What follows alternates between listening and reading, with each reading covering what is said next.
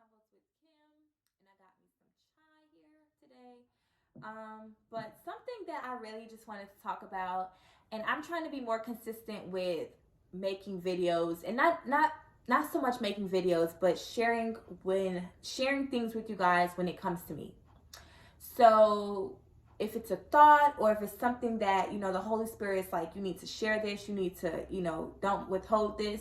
I want to be more consistent because I'll be like, okay, I'm gonna do it. And then it's just like, it's delayed for a while. So I'm trying to be more consistent with just doing it, picking up my phone, making sure I do look presentable, and then just putting it out. I was just thinking about how like social media plays a big part in the process of growing and coming out of the world. I'm trying to bear with me. I'm trying to pull this together in a way that makes sense to you guys.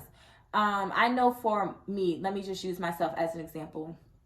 When I decided to dedicate my life to Christ and walk a new path and change my habits and basically no longer live for myself, I noticed that a lot had to change, and that included my social media, right?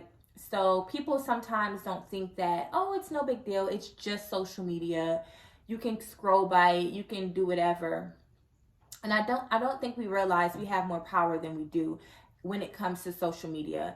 And one of the biggest things that helped me, and that why I'm on here today and I want to share with you guys, is basically cleansing out my following and who I followed and the things that I saw on social media. If you know that this is something that you maybe you can get away from it, but maybe your job or your profession or your career is tied to social media, and you have to promote, you have to market, you have to do all these things via social media, that's fine. You have to be on there. Or maybe it's for another reason, who knows. But if you're in a position where you can't really get off because it's a domino effect, it's something else, I think you should definitely be intentional about changing things up a bit. And this is for people who are wanting to change, no longer live a life of rebellion.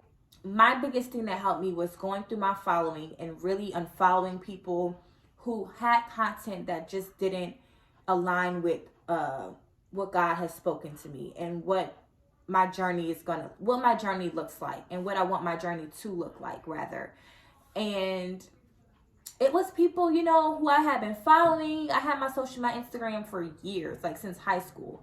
So imagine 17 years old and then 24, 23. That's a long time. And I had to do a lot of unfollowing.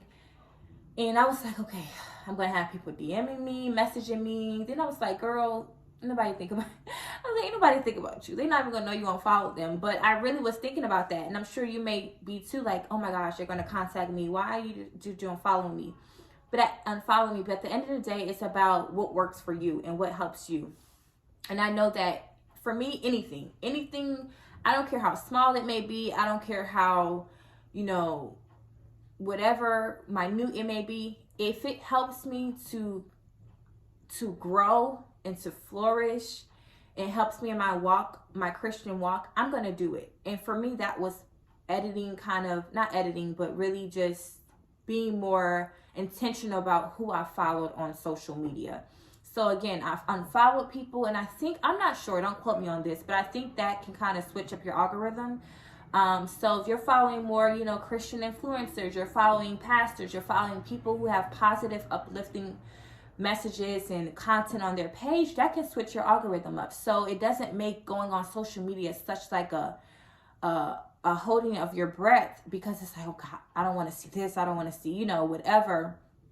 So that's just something that helped me, and anything that could help you, anything that can just inspire you and help the journey, then why not? And that honestly has helped me a lot. I have control over the things that I see. I have control over the things that I come upon. Now, don't get me wrong, Instagram still does what Instagram does. So you are going to come across some pictures of people that are just like, unnecessary, maybe things you don't want to see, but for the most part, your content, your homepage, your feed is way less provocative than maybe it would have been if you were following these people.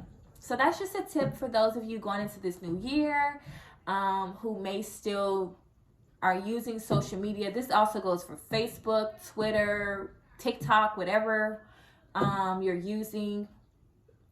You have control over who you follow. So you can unfollow people, you can block people, you can mute people, you can restrict people in a way that is healthy for you, okay? And if it does require explanation, I say, hey, be honest with them. What you were posting was just not in alignment with what I want to see, in alignment with my journey. And you don't have to give them a speech. You don't have to give them a speech, short and simple, and hopefully they, can understand and receive it well, but that's also not on you if they don't. Your part is just communicating it and then leaving it to that, if in fact it requires you to communicate it. Some people don't even notice it, but yeah, that's just one of the things that I did and implemented early on into my journey, and it's been helpful. And I do have people, I'm like, oh, I thought I followed them, I unfollow, and it's a consistent thing. But I'm currently not on social media. I did just want to share this. I do recommend taking breaks. I don't think I've ever made a video about this, social media detoxing. No, I don't. But definitely recommend. I'll save that for another video. I don't want to really combine it, but I will say quickly, I recommend doing a detox often. It's necessary. I find it as of lately, it's been more chaotic than peaceful, and I just can't. I'm really being mindful of what I